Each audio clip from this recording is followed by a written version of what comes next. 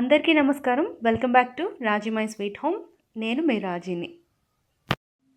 ఇంకా ఇవాళ ఫ్రైడే కదా, సో ఈరోజు వ్లాగ్ని ఇవాళ నేను మీతో షేర్ చేసుకుందాం అనుకుంటున్నాను. ఇదైతే నిన్న ఈవినింగ్ అనమాట, థర్స్డే రోజు ఈవినింగ్ లక్కీ స్కూల్ నుంచి వచ్చేసిన తర్వాత తనకి తినడానికి స్నాక్స్ అవి ఇచ్చేసి ట్యూషన్కి పంపించేసి ఆ తర్వాత నేను రెగ్యులర్గా ఉండే పనులు చేసుకుంటున్నాను. రేపు మార్నింగ్ బాక్స్ కోసం దొండకాయ కూర చేద్దామని అనుకుంటున్నాను అనమాట. సో ముందుగుండానే తరుక్కుని పెట్టుకోవాలి కాబట్టి అలా పొడుగ్గా తరిగేసి పెట్టాను.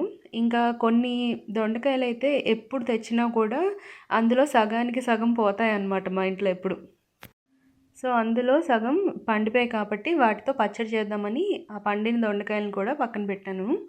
ఇవన్నీ కూడా రేపు మార్నింగ్ చేయడానికి అనమాట ఆ రెసిపీస్. ఇంకా ఇది నైట్ రొటీన్ వ్లాగ్ నేను మీతో షేర్ చేస్తున్నా. నైట్ ఇప్పుడు 9:30 అలా అవుతుంది. మా భోజనాలన్నీ కంప్లీట్ అయిపోయిన తర్వాత స్టవ్ అదంతా కూడా క్లీన్ చేసుకుంటున్నాను. రేపు మార్నింగ్కి కొంచెం బాగుంటుంది, పీస్ఫుల్గా ఉంటుంది, హడావిడి లేకుండా. ఇంకా చాలా రోజుల నుంచి ఓవెన్ అనేది శుభ్రం చేయలేదు. ఈ మధ్యన ఒక 1 మంత్ అలా అయిపోతుంది. సో నేనైతే క్లీన్ చేయలేదు. ఆ ప్లేట్ ఒకసారి కొంచెం వాటర్ వేసి నానబెట్టేశాను. అంటే పప్పు గట్ట మనం వేడి చేసేటప్పుడు తుల్లుతూ ఉంటుందన్నమాట. సో ఆ తుల్లినవన్నీ కూడా ఇప్పుడు ఈ వైప్స్ పెట్టి క్లీన్ చేసుకుంటున్నాను. ఇలా అయితే 1 మంత్కి ఒకసారి ఖచ్చితంగా చేస్తాను. లేకపోతే ఈ ఓవెన్ అనేది కొంచెం రస్ట్ పట్టేసినట్టు అలా మరకలు మరకలుగా అయిపోతూ ఉంటుంది. సో కొంచెం జాగ్రత్తగా దీన్ని చూసుకోవాలి, మెయింటైన్ చేసుకోవాలన్నమాట. దీంట్లో ఎక్కువ ఏమీ లిక్విడ్స్ ఏం వేయలేదు, జస్ట్ నార్మల్ కోర్నిల్ లాంటిదే వేసి క్లీన్ చేసేస్తున్నాను. ఈ ఓవెన్ కొని 4 years అవుతుందన్నమాట. మధ్యలో ఒకసారి రిపేర్ వచ్చింది, మిగతా అంతా బాగానే వర్క్ అవుతుంది. పాత ఇంటి నుంచి కొత్త ఇంటికి మారినప్పుడు ఈ ప్లేట్ కూడా విరిగిపోయిందనమాట. మళ్ళీ శాంసంగ్ వాళ్ళ దగ్గర నుంచి బుక్ చేసుకున్నాము.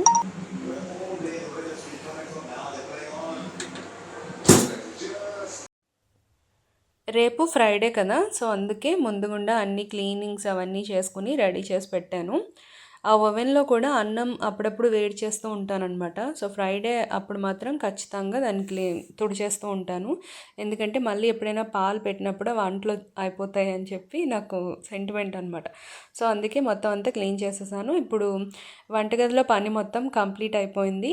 ఇంకా ఇప్పుడు వెళ్ళి పడుకోవడమే. రేపు మార్నింగ్ మళ్ళీ నేను మిమ్మల్ని కలుస్తాను. ఓకేనా, బాయ్.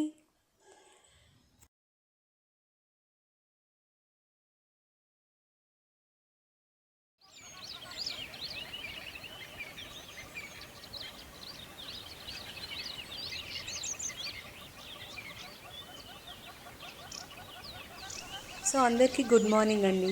వ్లాగ్ చూసేటప్పుడు కాదు, వ్లాగ్ చేసేటప్పటికి మార్నింగ్ అయిందనమాట. ఇప్పుడు మార్నింగ్ 5:30, 6 అలా అవుతుంది. సో ఇవైతే నేను మొన్న గోంగూర తీసుకొచ్చారు కదా, ఆ గోంగూర కాడల్ని ఈ మట్టిలో పాతేస్తే ఇలా మంచిగా ఆకులన్నీ చిగుర్లు పెట్టాయన్నమాట. ఇంకొన్ని రోజులైతే మంచిగా పప్పులోకి పనికొస్తాయి, మంచిగా గ్రో అయ్యాయి కదా. ఇంకా మా మందార చెట్టు చూపిస్తా చూడండి. పాపం వెర్రిముండ ఈ ఒక్క చెట్టే కాస్తుందన్నమాట. మిగతా ఏ పువ్వులు పూయడం లేదు, ఇది ఒక్కటే పాపం చాలా మంచిదన్నమాట. దేవుడి పూజకి మంచిగా పువ్వులన్నీ ఇస్తాను. ప్రతిరోజు ఒక 2 పువ్వులైనా పూస్తాయి అన్నమాట. బాగుంది కదా. ఇంతకుముందు ఈ పువ్వులు కూడా చాలా చిన్నగా కొంచెం మంచిగా వచ్చేవి కాదనమాట. ఎండాకాలం ఆ మధ్యలో దీనికి మంచిగా కొంచెం కూరగాయ ముక్కలు అవన్నీ వేసేసి దానికి గొప్పు తవ్వి కొంచెం ఎరువు అది వేస్తే మంచిగా వర్షాలు కూడా పడ్డాయి కదా, సో దానివల్ల అది మంచిగా గ్రో అవుతుంది, మంచిగా పువ్వులు పోస్తుంది. పక్కన ఉండేది మరువం అనమాట. ఇంకా ఇది తులసి చెట్టు. ఈ తులసి ఏంటంటే తులసి కోటలోది కాదు, వేరేది. ఎప్పుడైనా పూజ కోసం ఆ దళాలనే తీస్తూ ఉంటాను. సో ఇంకా ఇక్కడైతే నా స్నానం కంప్లీట్ అయిపోయింది. ఇప్పుడైతే వెంటనే వంట చేసేయాలి, ఎందుకంటే టైం అస్సలు లేదనమాట. ఫాస్ట్గా స్టార్ట్ చేయాలి. 8:30 కల్లా వాళ్ళని ఇంట్లోంచి పంపించాలన్నమాట. ఇంకా నిన్న ఈవినింగ్ తరిగి పెట్టుకున్నాను కదా ఈ దొండకాయల్ని. ఇప్పుడైతే దీన్ని ఫ్రై చేస్తాను. డీప్ ఫ్రై కాదు, మామూలుగా ఫ్రై చేసి ఉప్పు కారం వేస్తాను అనమాట. మా ఇంట్లో దొండకాయల్ని ఇలా ఫ్రై చేస్తేనే తింటారు. ఇంకా మిగతా ఏదైనా చేస్తే అంత టేస్ట్ ఉండదు అనమాట. ఈ దొండకాయ ఫ్రై అయితే చాలా బాగుంటుంది కదా, బాక్స్లోకి గట్టా బాగుంటుంది. లక్కీ ఫేవరెట్ డిష్ అనమాట ఇది. ఇంకా ఇవాళ సెకండ్ ఐటెమ్ కింద దొండకాయ పచ్చడి చేస్తున్నా. 2 ఒకటే ఐటెమ్‌తో ఎప్పుడు నేను చేయననమాట. అంటే దొండకాయ కూర, దొండకాయ పచ్చడి ఇలా అయితే ఎప్పుడు నేను ట్రై చేయలేదు. కాకపోతే ఇవాళ టైం లేదు కాబట్టి 2 ఐటెమ్స్ ఒకదానికి సంబంధించినవి చేసేస్తున్నా. ఇంకా క్విక్‌గా ఈ రెసిపీ అయితే నేను మీతో షేర్ చేస్తాను. పచ్చడి చాలా బావుంటుంది. ఇది మా అత్తగారు నేర్పించిన రెసిపీ అనమాట. అయితే ఫస్ట్ కొంచెం నూనె వేసి అందులో పచ్చిమిర్చి ముక్కలు వేసుకోవాలి. మనకి పచ్చడికి ఎంత కారం కావాలో అంత పచ్చిమిర్చి వేసుకోవాలన్నమాట. అది కొంచెం మగ్గిపోయిన తర్వాత అందులోని కట్ చేసి పెట్టుకున్న దొండకాయ ముక్కలు వేసుకోవాలి. అయితే అత్తయ్య గారు దోరగా ఉండే దొండకాయలతోటి చెప్పారు. నేనైతే పండు దొండకాయలతో ట్రై చేస్తున్నా. అస్తమానం పారేయడమే అయిపోతుందనమాట ఈ పండిపోయినవి. సరే ఈసారి ట్రై చేద్దాం. మరీ ఎక్కువ పండిపోలేదు కదా అని చెప్పి పచ్చడికి వాడుతున్నా. ఒక్కొక్కసారి అయితే చాలా ఎర్రగా పండిపోతూ ఉంటాయి. అవి ఇంకా దేనికి బాగోవు అనమాట. ఒక 2, 3 నిమిషాల సేపు దొండకాయలనైతే బాగా పచ్చివాసన పోయే వరకు వేయించుకోవాలి. ఆ తర్వాత ఇందులో ఒక 2 టమాటాలనైతే కట్ చేసి వేశాను. టమాటా రేట్ చాలా ఎక్కువగా ఉంది కదా! బాబోయ్! బయట అస్సలు కొనలేకపోతున్నాం. ఎప్పుడో కొన్ని టమాటాలు ఉండిపోయాయన్నమాట. సో, వాటినైతే వాడేస్తున్నాను. ఇప్పుడు ఇంకా ఇందులో కొంచెం పసుపు, అలాగే కొంచెం ఉప్పు వేసుకుని, నీళ్ళు పోసుకొని మూత పెట్టుకోవాలి. లో టు మీడియం ఫ్లేమ్లో ఒక 25 మినిట్స్ వరకు ఇది కుక్ అవుతుంది. ఎందుకంటే దొండకాయలు ఉడకడానికి చాలా టైం పడుతుంది కాబట్టి.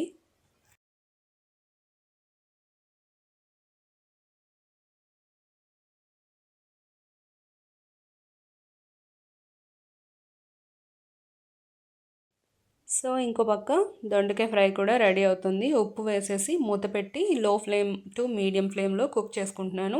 హై ఫ్లేమ్లో పెట్టామంటే మాడిపోతుంది, అలాగే లోపల కుక్ అవ్వదన్నమాట. సో ఇలా ఈ 2 ఐటమ్స్ ఇవాళ అయితే చేస్తున్నాను. ఇంకా ఈ పచ్చడిలోకి ఒక సీక్రెట్ ఇంగ్రీడియంట్ ఏంటి అంటే కొత్తిమీర కంపల్సరీ ఉండాలి, ఉంటేనే బాగుంటుంది. ఇంకా చాలామంది ఇందులో పలుకులు కానీ నువ్వుల పప్పు కానీ వేస్తూ ఉంటారు, అది వాళ్ళ ఇష్టం. బట్ నాకైతే ఇలా చేస్తేనే ఇష్టం. చాలా బాగుంటుందన్నమాట. సింపుల్గా ఉంటుంది, టేస్ట్ చాలా బాగుంటుంది. రోటి పచ్చడి స్టైల్లో మనకి సైడ్కి నంచుకోవడానికి ఏమైనా పప్పుల్లో కానీ కూరల్లో కానీ నంచుకోవడానికి బాగుంటుంది. సో ఇప్పుడైతే కొంచెం చింతపండుని కూడా యాడ్ చేస్తున్నాను. టమాటాలు ఎక్కువ వేసుకుంటే చింతపండు అవసరం లేదు, కానీ ఇక్కడ టమాటాలు కొంచెం తక్కువ ఉన్నాయి కాబట్టి చింతపండు అయితే వేస్తున్నాను. ఇప్పుడు ఇంకొంచెం సేపు మూత పెట్టి మగ్గించేసుకొని ఇందులో వెల్లుల్లిపాయలు వేసుకుని గ్రైండ్ చేసుకుంటే పచ్చడి రెడీ అయిపోతుంది. దీనికి పోపు ఏంటంటే ఆవాలు, మెంతులు, కరివేపాకు, ఇంకేం అవసరం లేదు. అసలు పోపు వేయకపోయినా కూడా బాగానే ఉంటుంది. ఇంకా ఇవాళ టిఫిన్ అయితే ఊతప్పం అనమాట. కూర కూడా రెడీ అయిపోయింది. ఇడ్లీ పిండి వేసి 1 వీక్ అవుతుంది కదా, సో ఒక 3 డేస్ పాటు ఇడ్లీ, మిగతా అన్ని రోజులు ఊతప్పం కానీ పునుకులు కానీ ఇవే ఉంటాయన్నమాట. ఇవాళ అయితే ఊతప్పం వేశాను. ఇంకా వేరే పచ్చడి ఏం చేయలేదు, ఈ పచ్చడే బాగుంటుందని చెప్పి ఉంచేసాను అనమాట.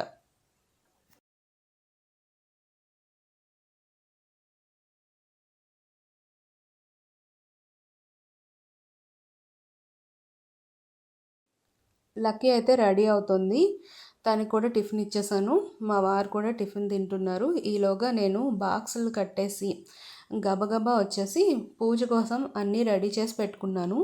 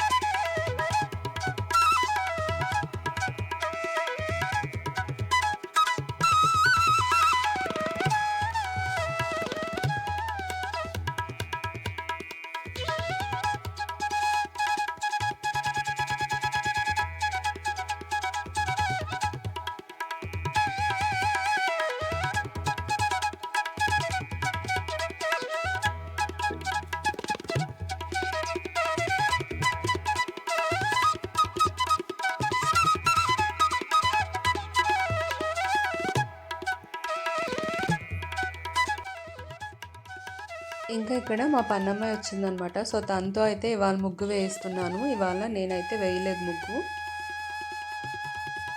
ఏదో ఒక ముగ్గు సింపుల్గా ఉండేది వేసిమని చెప్పాను. సో తనైతే ఆ ముగ్గు వేస్తోంది.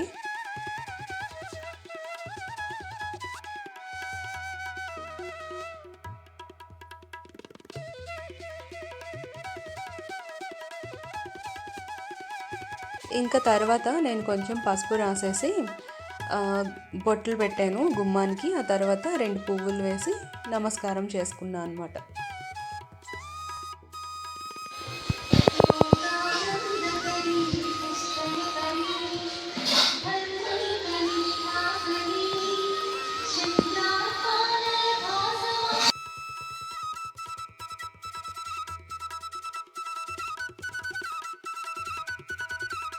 యాక్చువల్గా అప్పటికే దీపారాధన కంప్లీట్ అయిపోయింది. మా వారు లక్కీ ఆఫీస్కి స్కూల్కి అయితే వెళ్ళిపోయారు.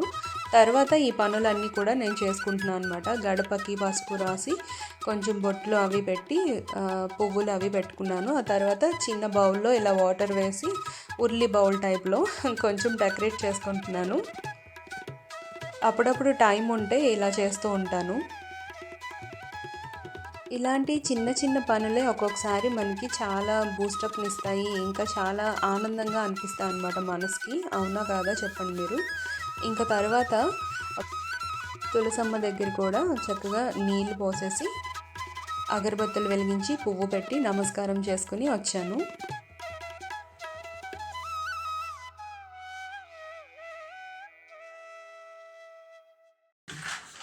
ఇందాక క్లిప్ని ఇప్పుడు యాడ్ చేస్తున్నాను.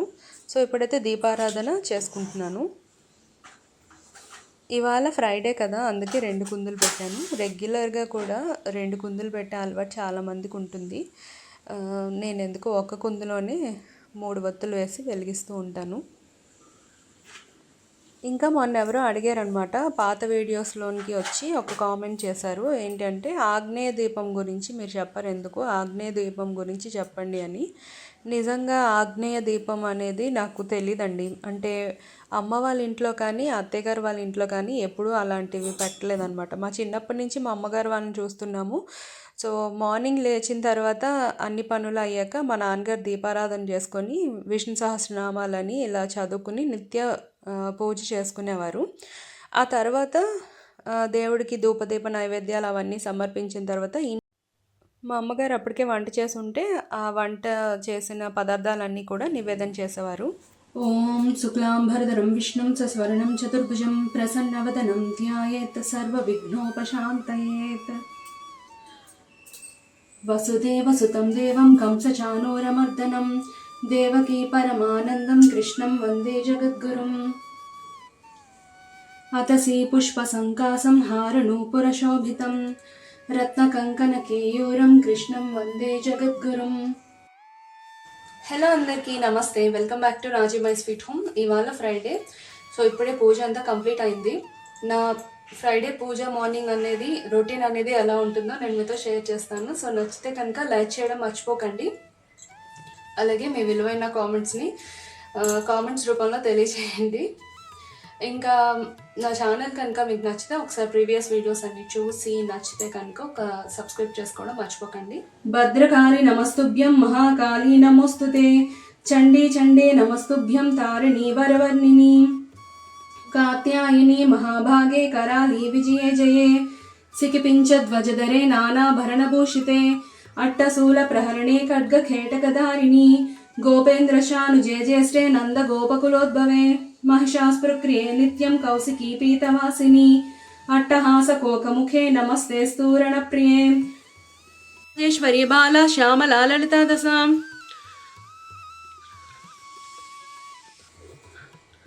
ఓం త్ర్యంబకం యజామహే సుగంధిం పుష్టివర్ధనం ఉర్వారకమివ బంధనాత్ మృత్యోర్ముక్షీయమామృతాత్.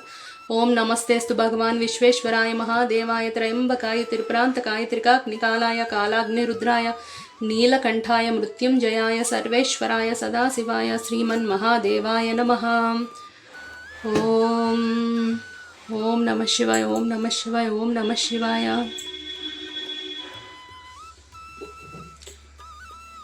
చంద్రశేఖర చంద్రశేఖర చంద్రశేఖర పాహి మాం చంద్రశేఖర చంద్రశేఖర చంద్రశేఖర రక్షమాం. సో ఇందాక ఆగ్నేయ దీపం గురించి మాట్లాడుకుంటున్నాం కదా. ఆ తర్వాత మా నాన్నగారు ఆ పూజ చేసేసిన తర్వాత మిగతా అన్ని పనులు రొటీన్గా చేసుకునేవారు అనమాట. మా అమ్మగారు నోటికి వచ్చిన శ్లోకాలు అవన్నీ చదువుకునేవారు, అంతేకాని వేరేగా ఎక్కడ దీపారాధన చేసినట్టు నాకైతే తెలీదు. ఎప్పుడైనా దీపం పెట్టుకోవాలి అంటే మా నాన్నగారు పెట్టిన దీపంలో కొంచెం నూనె వేసేవారు. లేదు, ముందు మా అమ్మగారే దీపారాధన చేస్తే తర్వాత మా నాన్నగారు మిగతా పూజ అంతా కంప్లీట్ చేసేవారు అనమాట. అంతవరకే నాకు తెలుసు. ఈ ఆగ్నేయ దీపం గురించి అయితే నేను ఎప్పుడు వినలేదు, ఈ మధ్య కాలంలోనే వింటున్నాను. చాలామంది వంటగదికి స్టవ్ పక్కన దీపాలు అవి పెడుతున్నారు. నాకైతే వాటి గురించి తెలియదు కాబట్టి దాని గురించి నేనైతే చెప్పలేను, నేను ఎప్పుడు వినలేదు కూడా. అలాగే అన్నపూర్ణాదేవిని కూడా అక్కడ పెడుతూ ఉన్నారు, వాటి గురించి కూడా నాకు అంత తెలీదు. డెకరేషన్ పర్పస్లో మామూలుగా బ్రాస్ ఐటమ్స్ అవి పెట్టుకోవాలి అనుకుంటే పెట్టుకోవచ్చేమో, కానీ అలా సపరేట్గా ఎప్పుడు అన్నపూర్ణాదేవిని పెట్టి అక్కడ దీపారాధన అవంతా ఎప్పుడు చేయలేదు. సో దాని గురించి అయితే నాకు తెలీదు. ఇంకా ఇక్కడ పూజ కంప్లీట్ అయిపోయింది. ఫస్ట్ లక్ష్మీ అష్టోత్తరం అలాగే లలిత సహస్రనామాలు అవన్నీ చదువుకుని నిత్య పూజ అంతా చేసేసుకున్నాను. ఆ తర్వాత ధూపం వేశాను కదా అమ్మవారికి, సో ఆ ధూపాన్ని అయితే ఇంట్లో మొత్తం అంతా తిప్పుతున్నాను అనమాట. ఇలా ఈ ధూపం వేసుకోవడం వలన ఏంటంటే ఇంట్లో ఏవైనా నెగిటివ్ ఎనర్జీ అంటే దిష్టి దోషాలు అలాంటివన్నీ ఉంటాయి కదా, దాని తర్వాత దోమలు కీటకాలు ఇలాంటివి ఏమైనా ఉంటే పోతాయి. అలా ధూపం వేయడం వలన మనిషికి ప్రశాంతంగా ఉంటుందని చెప్పి స్మెల్ దాని పర్పస్ మీద ఈ ధూపం అయితే ఇంటి నిండా వేస్తారు. శుక్రవారం మంగళవారాల్లో ఈవినింగ్ పూట ఇలా ధూపం వేస్తే చాలా మంచిదని కూడా చెప్తారు. ప్రతిరోజు పూజ చేసినప్పుడు ధూపం అయితే ఖచ్చితంగా మనం దేవుడికి వెయ్యాలన్నమాట, అంటే ధూపాన్ని కూడా సమర్పించాలి. అది లేకుండా పూజ అయితే కంప్లీట్ అవ్వదంట. సో ఇంకా మొత్తం పూజ అంతా కంప్లీట్ అయ్యేసరికి 11:30 అయిందండి ఇప్పుడు. ఇంకా ఇప్పుడైతే పాలు కాచుతున్నా అనమాట వంటగదిలోకి వచ్చేసి. సో ఇవాల్టి రొటీన్ అయితే నేను మీతో షేర్ చేసుకున్నాను. ఎలా ఉంది అనేది కామెంట్ చేసి చెప్పడం మర్చిపోకండి. నెక్స్ట్ వ్లాగ్లో మళ్ళీ కలుద్దాం. Bye bye.